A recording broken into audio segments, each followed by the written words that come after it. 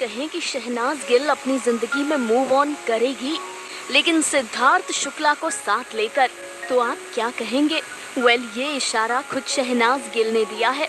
अगर आपने big boss season 15 का फिनाले देखा होगा तो आपको याद ही होगा कि जब सलमान ने शहनाज को गले से लगाया और शहनाज रो दी, तो सलमान शहनाज को समझा रहे थे। सलमान शहनाज से कह रहे थे कि लाइफ में मूव ऑन करो, आगे बढ़ो, you need to move on, और तुम्हारी जो रिस्पॉन्सिबिलिटी तुम्हारी तरफ है वो सबसे ज़्यादा ज़रूरी है।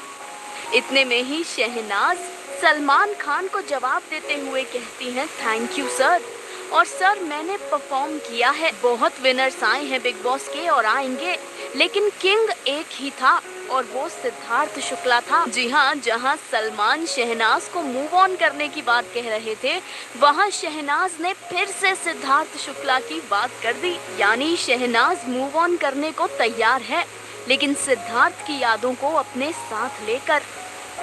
आगे शहनाज ने ये भी कह दिया, मैंने अपनी इस परफॉर्मेंस में सिद्धार्थ को रिप्रेजेंट किया है और मेरा जितनी बार जी चाहेगा मैं उसको रिप्रेजेंट करूंगी।